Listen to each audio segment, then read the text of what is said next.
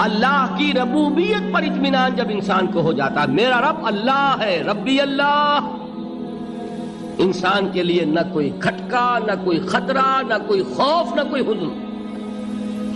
جو کچھ ہو رہا ہے کس کے اذن سے ہو رہا ہے؟ اللہ کے اذن سے۔ اللہ کے اذن کے بغیر پتا تک نہیں ہلتا۔ یہ کوئی اندھا بہرا مادہ نہیں ہے جس سے مجھے کوئی خوف ہو۔ اندھا بھینسا چلا آ رہا ہو اس سے تو ڈرنے کا ہر انسان کو ڈرنا چاہیے، نہ معلوم کس کو ٹکر مار دے۔ لیکن نہیں، اس کائنات کو چلانے والا ایک سمیع و بصیر خدا ہے، وہ جو میرا دوست ہے، میرا ولی ہے۔ اللہ ولی الذین آمنوا یخرجہم من الظلمات الی النور۔ اللہ اہل ایمان کا ولی ہے، ساتھی ہے، پشت پناہ ہے، مددگار ہے، حمایتی ہے۔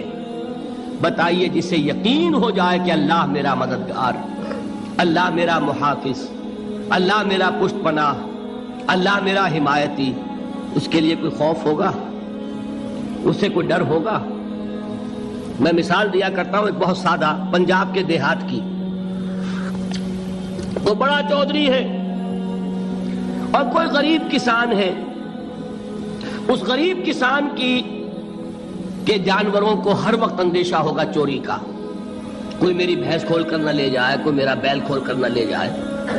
لیکن جس کے بارے میں یہ سب کو معلوم ہو کہ وہ جو بڑا چودھری ہے وہ اس کا دوست ہے، اس کی بچیا کو کوئی خوف ہوگا؟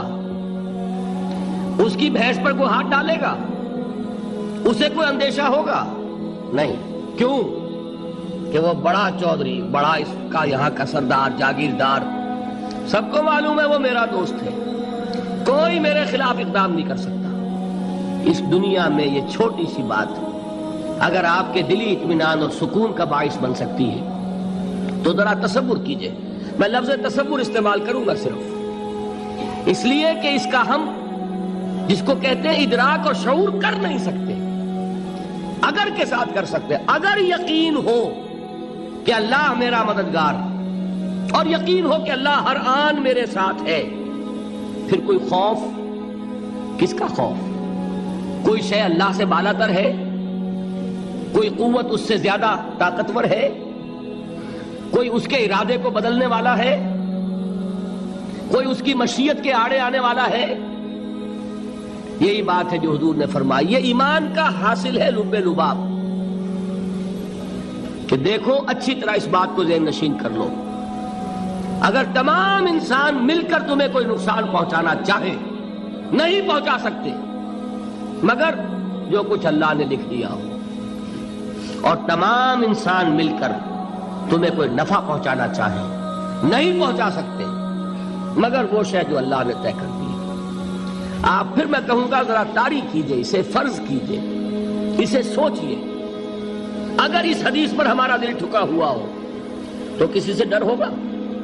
یہ مجھے نقصان نہ پہنچا دے، یہ میری رپورٹ خراب نہ کر دے، یہ میری انکریمنٹ نہ رکوا دے، یہ میرا یہ نہ بگاڑ دے، یہ میرے یہ نقصان نہ پہنچا دے۔ اس کا ڈر، اس کا ڈر، اس کا خوف، اس کی خوشامد، اس کے لیے جا کر طرح طرح سے اپنی عزت نفس کو ذلیل کروانا اس کے سامنے، یہ سب کچھ کیوں کرتا ہے انسان؟ جب سمجھتا ہے کہ اس کے ہاتھ میں میرا کوئی نفع ہے، اس کے ہاتھ میں میرے لیے کوئی ضرر ہے، یہ مجھے کوئی غضب پہنچا سکتا ہے، یہ مجھے کوئی نقصان پہنچا سکتا ہے، یہ میرا کوئی کام بنا سکتا ہے، یہ میری کوئی ضرورت پوری کر سکتا ہے، اسی کا نام شرک ہے۔ جہاں آپ نے یہ سمجھا کہ غیر اللہ کے اندر کوئی طاقت موجود ہے، وہی شرک ہے۔ بتوں سے تجھ کو امیدیں، خدا سے نومیدی، مجھے بتا تو صحیح اور کافری کیا ہے؟ شرک تو یہ ہے۔ جس پر بھی تمہیں یہ خیال ہے، کلمہ ہے یہ کلمہ سوم، لا حول ولا قوت الا باللہ، ذرا اس پر دل کو کبھی اگر آپ تصور کریں، پھر فرض کریں، دل ٹھک جائے اس پر، کوئی طاقت نہیں۔ یہی بات تھی جو شیخ عبد القادر جیلانی رحمۃ اللہ علیہ نے اپنی وصیت میں اپنے بچے سے کہی۔ 11ویں دینے والے ہیں، لیکن حضرت شیخ عبد القادر جیلانی کی وصیت اور تعلیمات کو کتنے لوگ ہیں جو جانتے ہو؟ یہ جن مقامات تک پہنچے ہیں، وہ کس چیز کی بدولت پہنچے؟ انہوں نے جو پیغام دیا وہ کیا تھا؟ اے میرے بچے، جس طریقے سے قرآن مجید میں حضرت لقمان کی نصیحتیں جو ہے نقل کر دی گئی ہیں، میں یہ عرض کروں گا بالفرض اگر قرآن حضرت عبد القادر جیلانی کے بعد نازل ہوا ہوتا تو شیخ عبد القادر کی یہ نصیحتیں بھی قرآن میں درج ہوتی۔ اتنی اونچی نصیحتیں ہیں۔ اے میرے بچے، اس حقیقت کو ذہن نشین کر لے، لا فاعل فی الحقیقت ولا مؤثر الا اللہ۔ اس کائنات میں نہ کوئی فاعل حقیقی ہے نہ مؤثر حقیقی ہے سوائے اللہ کے۔ کسی شے میں کوئی تاثیر نہیں اگر اللہ نہ چاہے۔ آگ جلا نہیں سکتی اگر اللہ نہ چاہے، پانی ڈبو نہیں سکتا اگر اللہ نہ چاہے، زہر ہلاک نہیں کر سکتا اگر اللہ نہ چاہے، کوئی چیز فائدہ نہیں پہنچا سکتی اگر اللہ نہ چاہے۔ تو در در پہ کیوں سر جھکاتے ہو؟ در در پر کیوں جبیں سائی کرتے ہو؟ سب کے سامنے کیوں ہاتھ پھیلاتے ہو؟ ایک اللہ سے مانگو، ایک اللہ کے سامنے زمین پر اپنی جبین رکھو۔ لا فاعل فی الحقیقت ولا مؤثر الا اللہ۔ نظر آتا ہے ہمیں کہ پانی پیاس بجھا دیتا ہے، پیاس بجھانے کی صلاحیت پانی میں نہیں ہے، اللہ کے اذن سے۔ کھانا بھوک مٹا دیتا ہے، بھوک مٹانے کی صلاحیت کھانے میں نہیں ہے، اذن رب میں۔ دیکھیے یہی یقین تھا۔